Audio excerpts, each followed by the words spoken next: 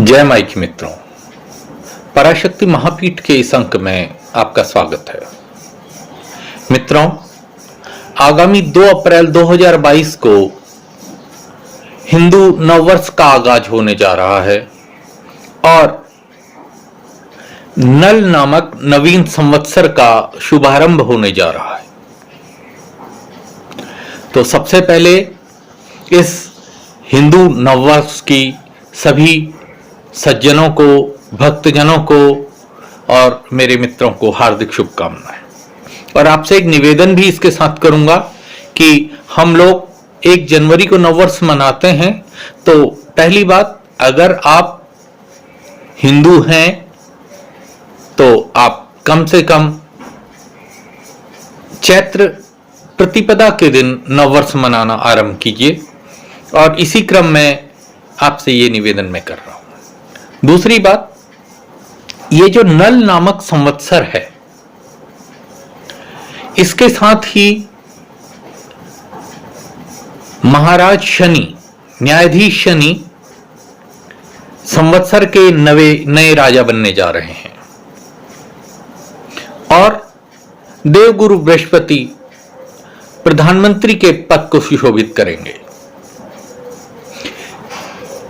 ध्यान देने की बात यह है कि नल नामक संवत्सर में और शनि महाराज के राजा होते हुए अन्न की पैदावार तो होगी, चारों तरफ खुशहाली तो होगी, लेकिन महंगाई भी बढ़ेगी।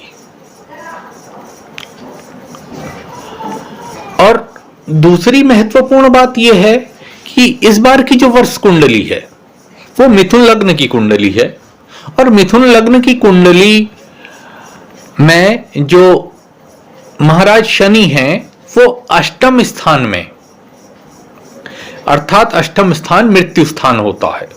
मृत्यु स्थान में अपनी ही राशि मकर में मंगल के साथ बैठे हुए हैं। मकर राशि मंगल की उच्च राशि है और शनि का अपनी राशि है, अपना घर है।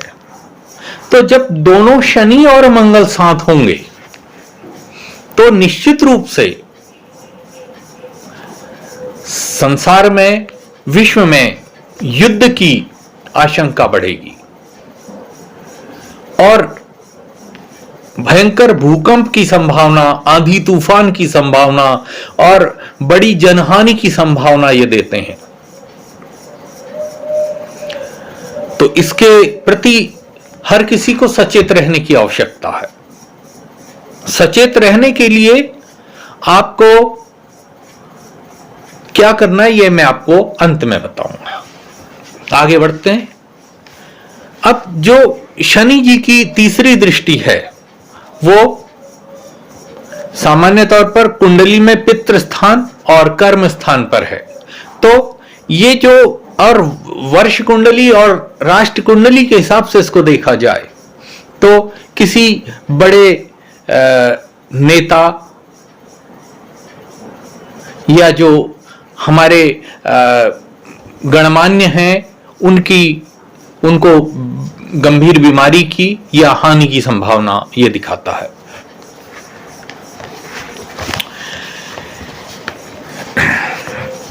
एक चीज और है, जो लोग राजपद से जुड़े हुए हैं, प्रतिष्ठा में हानि की संभावना भी बनी रहेगी। शनि जी की 7वीं दृष्टि मन स्थान और धन स्थान में है।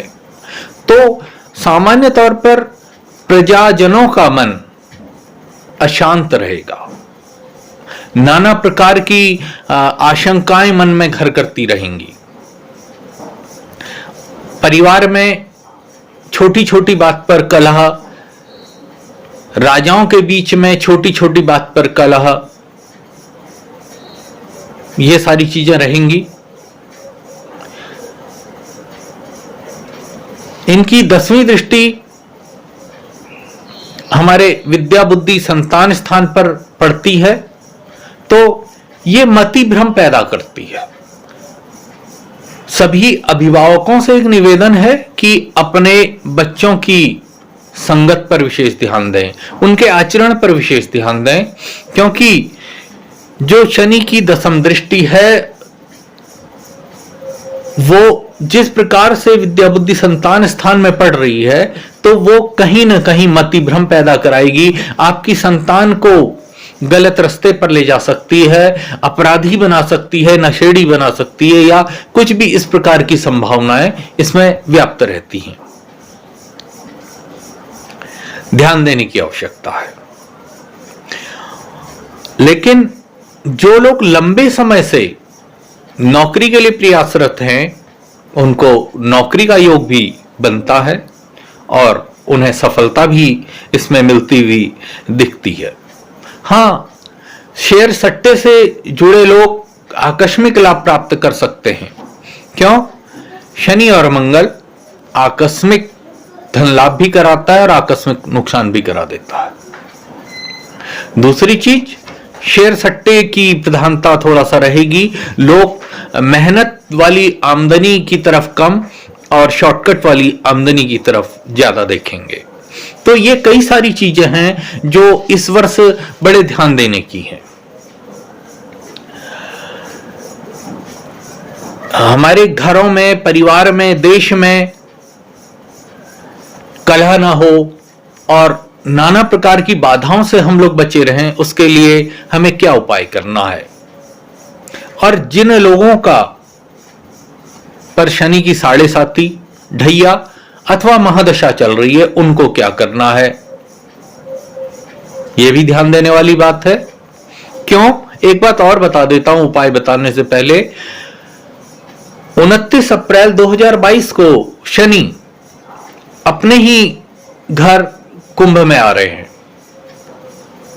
शनि जी का घर है कुंभ राशि, तो उसमें आ रहे हैं। तो उसमें आने के बाद जहां ये अपनी राशि को तो लाभ देंगे ही, उसके अलावा अन्य राशियों को भी अलग अलग भावों से देखेंगे। इसके लिए मैं आपको इस दूसरे अंक में बताऊंगा। अच्छा, अब जो शनि की विभीषिका है और इसके दुष्प्रभावों से बचने के लिए हमने क्या करना है। सबसे पहले नियमित रूप से महामृत्युंजय मंत्र अवश्य कीजिए। अब आप कहेंगे महामृत्युंजय मंत्र करने से क्या होता है। शनिदेव के गुरु हैं भगवान शिव, और ये जो महामृत्युंजय मंत्र है ये उन्हीं मृत्युंजय महादेव का मंत्र है। इसीलिए जो जातक, जो व्यक्ति नियमित रूप से महामृत्युंजय मंत्र करते हैं, उन्हें शनिदेव की दुष्प्रभावों से बचाव हो जाता है और महामृत्युंजय महादेव के साथ साथ शनि कृपा भी प्राप्त होती है। दूसरी बात, वर्ष स्वामी होने के कारण शनि जी के दशाक्षर मंत्र की अथवा वैदिक मंत्र की एक एक माला सभी लोगों को करनी चाहिए, और यदा कदा जब भी हो सके काले तिल से हवन और काले तिल का दान कर देना चाहिए। दूसरी बात, जो ऐसे जरूरतमंद लोग हैं उनको दान कर देना चाहिए। इससे शनि जनित बाधा शांत होगी और वर्ष में जो दुष्प्रभाव मंगल शनि के कारण आने वाले हैं उन सब से आप बच जाएंगे। आशा है जानकारी आपको पसंद आएगी। अगर आप किसी भी प्रकार का ज्योतिषी परामर्श लेना चाहते हैं अथवा किसी पूजा पाठ से संबंधित कोई जानकारी चाहते हैं तो दिए गए नंबर पर संपर्क करें अथवा मुझे व्हाट्सएप करें। जय माता।